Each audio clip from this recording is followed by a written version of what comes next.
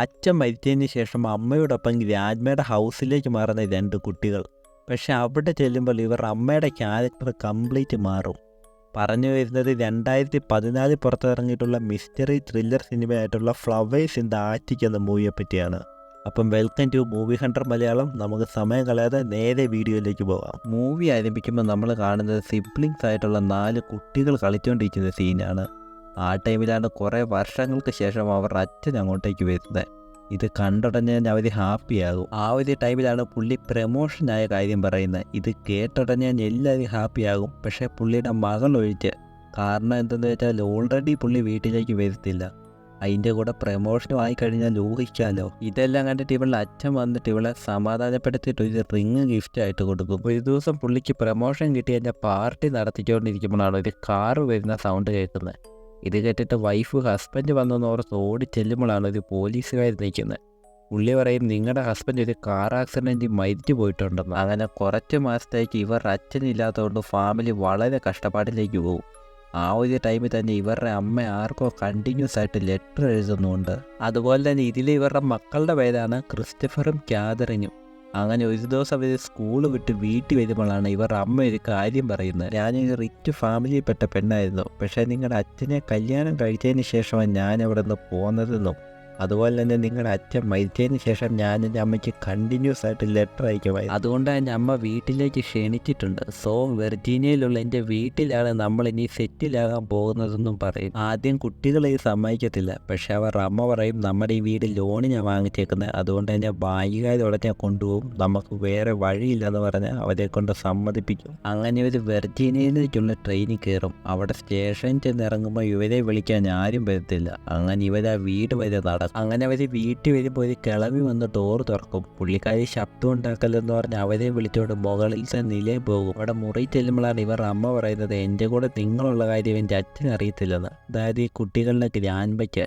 അഥവാ പുള്ളി അറിഞ്ഞു കഴിഞ്ഞാൽ നമ്മളെ പുറത്താകും. അതുപോലെ തന്നെ കുറച്ച് നാളുകൾക്ക് ശേഷം പുള്ളി മരിച്ചു പോകും. അല്ലെങ്കിൽ ഞാൻ പുള്ളിയെ പറഞ്ഞ് മനസ്സിലാക്കിക്കോളാം. അതിനുശേഷം നമുക്ക് 5 പേർക്ക് ഇവിടെ ഹാപ്പി ആയിട്ട് ജീവിക്കാൻ ഇവരുടെ അമ്മ പറയും. ദിവസം രാവിലെ കിളവി വന്നൊരു റൂൾസിൻ്റെ ലിസ്റ്റ് തന്നെ വായിക്കും.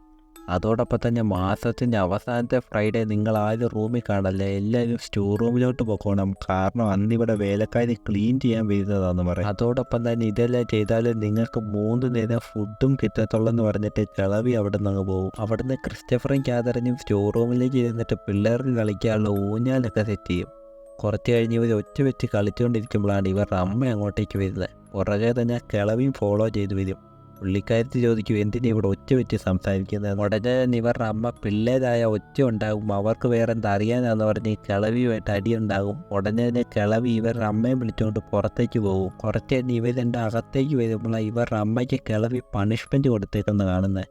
ഇതുപോലെ റൂൾസ് ബ്രേക്ക് ചെയ്താൽ നിങ്ങൾക്കും ഇതായിരിക്കും അവസ്ഥ എന്ന് പറഞ്ഞിട്ട് കിളവി അവിടെ നിന്ന് പോകും. ഫസ്റ്റ് ഇവരുടെ അമ്മ ഡെയിലി കാണാൻ വരുമായിരുന്നു. പിന്നെ വല്ലപ്പോഴേ വരാറുള്ളൂ. ആ ഒരു ടൈമിൽ ഇവർക്ക് കളിക്കാനുള്ള ടോയ്സും കൊണ്ടുവരും. എന്തുകൊണ്ടാണ് ഗ്രാൻഡ്മ ഞങ്ങളുടെ അടുത്ത് ഇത്ര കലിപ്പെന്ന് കാതറിന് അവളുടെ അമ്മയോട് ചോദിക്കും. പുള്ളിക്കാരത്തി പറയും എൻ്റെ അച്ഛൻ്റെ ബ്രദറായിരുന്നു നിങ്ങളുടെ അച്ഛൻ, ഞങ്ങൾ തമ്മിൽ ഇഷ്ടമായിരുന്നു. പക്ഷേ വീട്ടുകാർക്ക് ഇഷ്ടമല്ലാത്തതുകൊണ്ടാണ് ഞങ്ങൾ ഒളിച്ചോടിയത്.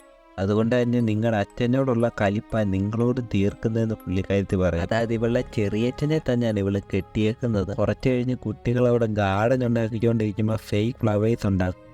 ഇത് കണ്ടുടനെ ഇവരുടെ ഗ്രാൻഡ്മ വന്നിട്ട് ഒറിജിനൽ പൂക്കൾ ഇവർക്ക് കൊടുക്കും. അങ്ങനെ കുറേ മാസങ്ങൾക്ക് ശേഷം ഇവരുടെ അമ്മ ഇവരെ കാണാൻ വരും. പുള്ളിക്കാരത്തിയുടെ കംപ്ലീറ്റ് ലുക്ക് മാറിയിട്ട് ഇത് റിച്ച് ലേഡിയെ പോലെ ഇരിക്കും. ആ ടൈമിൽ തന്നെ കാതറൻ ചോദിക്കും എത്ര നാളാണ് ഞങ്ങൾ ഇതിനകത്തിരിക്കുന്നത്, ഗ്രാൻഡ്മയുടെ അടുത്ത് ഞങ്ങളെ പറ്റി പറഞ്ഞു. പുള്ളിക്കാരി പറയും മക്കളില്ലെന്ന് പറഞ്ഞുകൊണ്ടാണ് എന്നെ ഉള്ളിലേക്ക് വിട്ടത്. കുറച്ച് നാളുകൾക്ക് ശേഷം പ്രോപ്പർട്ടി എല്ലാം എൻ്റെ പേരിലാകും. അതുപോലെ തന്നെ എൻ്റെ ഫാദറും മരിക്കും. അത് കഴിഞ്ഞ് നമുക്ക് ഇവിടെ ഹാപ്പി ആയിട്ട് ജീവിക്കാമെന്ന് പറയും. അങ്ങനെ ക്രിസ്മസും വന്നു. പിള്ളേരെല്ലാം കൂടെ എന്നും ഫുഡ് കൊണ്ടുവരുന്ന ഗ്രാൻഡ്മയ്ക്ക് വേണ്ടി ഒരു ഗിഫ്റ്റ് ഉണ്ടാക്കി പുള്ളിക്കാരത്തിയെ കാണിക്കും.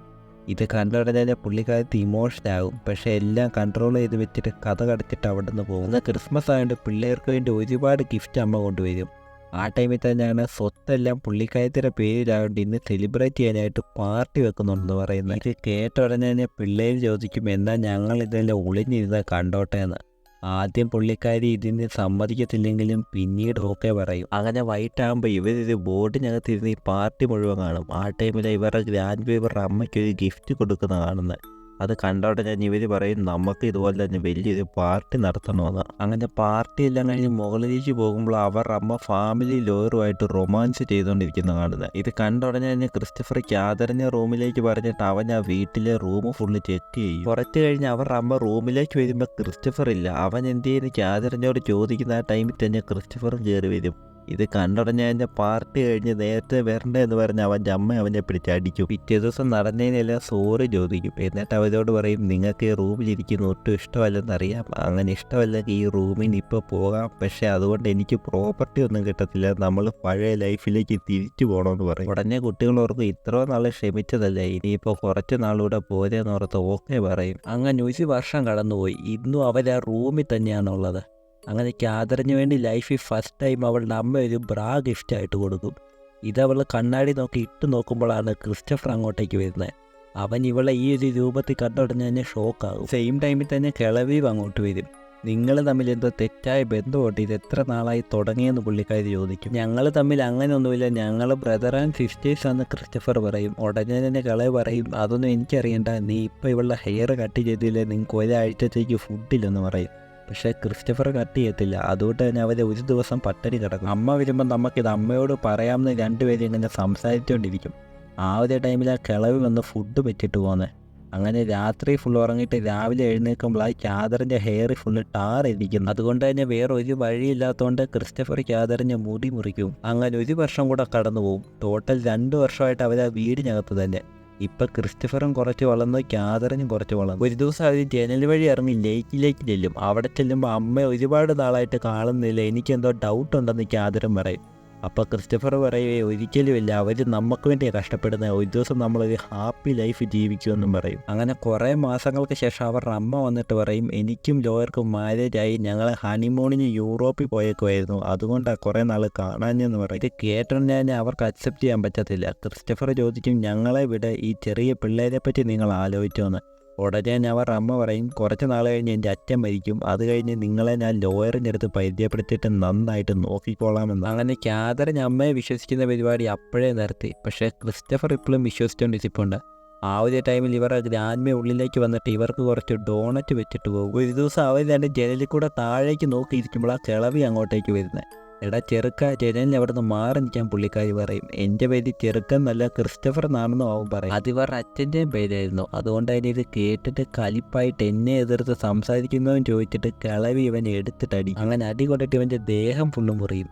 ക്യാതർ ഞാൻ മുറിവ് ക്ലീൻ ചെയ്തുകൊണ്ടിരിക്കുമ്പോഴാണ് രണ്ടുപേർക്കും എന്തോ ഫീല് തോന്നിയിട്ട് കിസ് അടിക്കുന്നത്. പിറ്റേ ദിവസം ഇതൊന്നും ഒരു പ്രോബ്ലം അല്ലെന്ന് ക്യാതർ അവനോട് പറയും. ആ ഒരു ടൈമിൽ തന്നെ കിളവി ഉള്ളിലേക്ക് വരുമ്പോൾ ഇവർ ക്ലോസ് ആയിട്ടിരിക്കുന്ന കാണും. ഇത് കണ്ടുടനെ തന്നെ പുള്ളിക്കാരത്തേക്ക് വീണ്ടും കലിപ്പ് കയറി അടിക്കാൻ തുടങ്ങും. പക്ഷേ ഇപ്രാവശ്യം ക്രിസ്റ്റഫർ കാലിന് വീട് കരയുന്നതുകൊണ്ട് പുള്ളിക്കാരി ക്ഷമിക്കും. ആ ഒരു ടൈമിൽ തന്നെ ഇവൻ നൈസായിട്ട് ആ താക്കോലിന് ബ്ലൂ പ്രിന്റ് എടുക്കും. നമ്മൾ ഇവിടുന്ന് പോകണമെങ്കിൽ ഒരുപാട് പണം വേണം, എങ്കിലേ നമുക്ക് പുറത്ത് നന്നായിട്ട് ജീവിക്കാൻ പറ്റത്തുള്ളൂ എന്ന് ക്രിസ്റ്റഫർ പറയും. അതുകൊണ്ട് തന്നെ അന്ന് നൈറ്റ് അവർ വീട്ടിൽ ഇരിക്കുന്ന കാശ് എടുക്കാനായിട്ട് പോകും. അതിനുവേണ്ടി അവർ അമ്മയുടെ മുറി ചെല്ലും.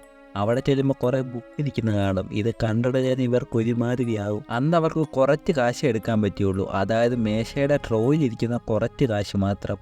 ഇതുകൊണ്ടൊന്നും ആകത്തില്ല, പുറത്ത് പോയി ജീവിക്കണമെങ്കിൽ $1000 വേണം. അതുകൊണ്ട് അത് വരുന്നോടെ വരെ നമുക്ക് ഈ റൂമിൽ വെയിറ്റ് ചെയ്യാമെന്ന് ക്രിസ്റ്റഫർ പറയും. പിറ്റേ ദിവസം കാശ് എടുക്കാനായിട്ട് അമ്മയുടെ മുറിയിലേക്ക് ക്യാതർ ചെല്ലും. അവിടെ ചെല്ലുമ്പോൾ അമ്മയുടെ പുതിയ ഹസ്ബൻഡ് കിടക്കും, അതായത് ലോയർ. ഇത് കണ്ടുടനെ അവൾക്ക് എന്തോ ഒരു ഫീല് തോന്നിയിട്ട് പുള്ളിയെ കിസ് അടിക്കും. ആ ടൈമിൽ വീടിന് വെളിയിലുള്ള വേലി തൊടുമ്പോൾ ക്രിസ്റ്റഫറിന് കരണ്ട് അടിക്കും. ഇതിൻ്റെ ഓഫീസ് എവിടെയാണെന്നറിയാൻ അവൻ വീടിനകത്തേക്ക് കയറി വരും. അപ്പോൾ ഹസ്ബൻഡ് അവളോട് പറയും ഞാൻ ഉറങ്ങിക്കിടക്കുന്ന ടൈമിൽ ഏതോ ഒരു പെണ്ണെന്നെ കിസ് അടിക്കുന്നതായിട്ട് തോന്നിയെന്ന്.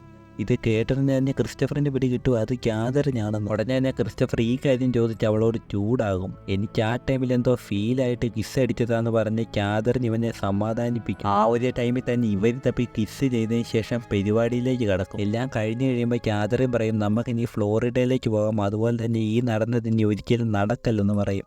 ക്രിസ്റ്റഫർ പറയും ഞാൻ നിന്നെ ലവ് ചെയ്യുന്ന പോലെ ലോകത്താരും ചെയ്യുന്നില്ലെന്ന്. ആ ഒരു ടൈമിൽ ഇവരുടെ ഒരു സിസ്റ്റർ വന്നിട്ട് ഒരു കുട്ടിക്ക് സുഖമില്ലെന്ന് പറയും.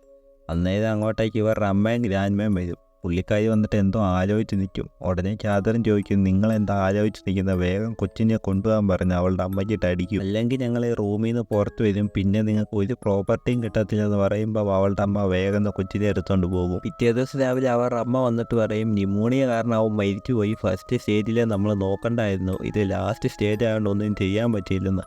ഇത് കേട്ടിട്ട് തന്നെ എല്ലാവരും സെറ്റായി പോകും. അങ്ങനെ ഇവിടെ നിന്ന് നമ്മളെ മരിച്ചു പോകും. ലാസ്റ്റായിട്ട് താഴെ ചെന്ന് കിട്ടുന്ന എടുത്തോട്ട് ഇവിടെ നിന്ന് രക്ഷപ്പെടാന്ന് രണ്ടുപേരും തീരുമാനിക്കും. ക്രിസ്റ്റഫർ താഴെ പോയി എല്ലാം എടുക്കുമ്പോൾ എന്തോ അനങ്ങുന്ന സൗണ്ട് കേൾക്കും. നോക്കുമ്പോൾ വേലക്കാര്. അവര് പറയും, കിളവൻ തട്ടിപ്പോയിട്ട് 7 മാസമായി, അവരുടെ മോള് തന്നെയാണ് സ്ലോ പോയിസൺ കൊടുത്ത് കൊന്നത്, അതുപോലെ തന്നെ അവൾ ഈ മാൻഷൻ വിൽക്കാൻ പോവുക, അതുകൊണ്ട് നമുക്ക് വേണ്ടത്ര സാധനം അടിച്ചു മാറ്റാന്ന് പറയും. ഇതെല്ലാം സൈഡിൽ നിന്ന് ക്രിസ്റ്റഫർ കാണും. ആ ടൈമിൽ ഇവനത് ചുമയ്ക്കുമ്പോൾ ഇവനെ ആ കിളവിയും കാണും. അവിടെ നിന്ന് ക്രിസ്റ്റഫർ റൂമിലേക്ക് ചെല്ലും. ഇവർ കുറേ നാളായിട്ട് ഒരു എലിയെ വളർത്തുന്നുണ്ടായിരുന്നു. ആ എലിക്ക് ഡോണറ്റ് കൊടുത്തപ്പോൾ അത് തൊണ്ടയിൽ കുടുങ്ങി ചത്തുപോയെന്ന് അവൻ്റെ അനിയത്തി പറയും. ക്രിസ്റ്റഫർ പറയും, അല്ലല്ല, നമ്മൾ സ്ലോ പോയിസിനുള്ള ഡോണറ്റ് ആയിരുന്നു ഇത്രയും നാൾ കഴിച്ചുകൊണ്ടിരുന്നത്, അതുകൊണ്ടാണ് നമ്മളെല്ലാം വീക്കായിരുന്നതെന്ന് പറയും. ആ ടൈമിൽ കിളവി അങ്ങോട്ടേക്ക് വന്നിട്ട് പറയും, നിൻ്റെ അടുത്ത് റൂം കീ ഉണ്ടെന്നറിയാം, മര്യാദയ്ക്ക് അത് തരാൻ പറയും. അങ്ങനെ ക്രിസ്റ്റഫറും കിളവിയും തമ്മിൽ അടിയാകും. ആ ടൈമിൽ ക്യാതറിൻ കൊച്ചുമായിട്ട് സ്റ്റോർ റൂമിലേക്ക് ഓടും. ആ ടൈമിൽ അവനെ തള്ളിവിട്ടിട്ട് ക്യാതറിൻ്റെ കാലിൽ കയറി പിടിക്കും കിളവി. പെട്ടെന്ന് ക്രിസ്റ്റഫർ ഡോർ അടിക്കും. പുള്ളിക്കാരി അതായത് ഡോർ ഓപ്പൺ ചെയ്യാൻ പറയും. ഇതിന് കാരണം പുള്ളിക്കാരത്തേക്ക് കസ്റ്റോഫോബിയ എന്ന് പറഞ്ഞൊരു അസുഖമുണ്ട്, അതായത് ഇരുട്ടൊക്കെ കാണുമ്പോൾ പേടി വരുന്ന ഒരു അസുഖം. ഉടനെ തന്നെ ക്രിസ്റ്റഫർ അവിടുത്തെ ലൈറ്റ് ഓഫ് ആക്കിയിട്ട് നൈസായിട്ട് സ്റ്റെപ്പ് കയറിപ്പോകും. കിളവി അവിടെ കിടന്ന് കാറുകയും ചെയ്യും. അങ്ങനെ ഒരു സ്റ്റോർ റൂമിൽ നിന്ന് കയറ് കെട്ടി ഇറങ്ങിയിട്ട് ആ വീട്ടിൽ നിന്ന് രക്ഷപ്പെട്ട് ഓടും. ആ ടൈമിൽ ആ സെക്യൂരിറ്റി തോക്ക് ചൂണ്ടിയിട്ട് മുന്നിൽ വന്ന് നിൽക്കുന്നത്. പെട്ടെന്ന് ക്യാതറിൻ പറയും, ഞങ്ങൾ കുറൈൻ്റെ മക്കളാണ്, അതായത് ഇവരുടെ അമ്മയുടെ പേരാണത്. ഇത് കേട്ടുടനെ തന്നെ സെക്യൂരിറ്റി ഷോക്കായിട്ട് പറയും, ശരി ശരി നിങ്ങൾ പൊക്കോ, ഞാൻ പോയി കരണ്ട് കട്ട് ചെയ്യട്ടെ എന്ന്. അവിടുന്ന് കട്ട് ചെയ്ത് കാണിക്കുന്ന ക്യാതറിനും ക്രിസ്റ്റഫറും പിന്നെ ആ കുട്ടിയും കൂടെ ട്രെയിനിൽ കയറി ഫ്ലോറിഡയിലേക്ക് പോകുന്നതാണ്. അങ്ങനെ ഈ ഒരു സീനോടുകൂടിയാണ് നമ്മുടെ മൂവി ഇവിടെ തീരുന്നത്. അപ്പോൾ വീഡിയോ ഇഷ്ടപ്പെട്ടാൽ ലൈക്ക് ചെയ്യുക, ഷെയർ ചെയ്യുക ആൻഡ് സബ്സ്ക്രൈബ് ചെയ്യുക.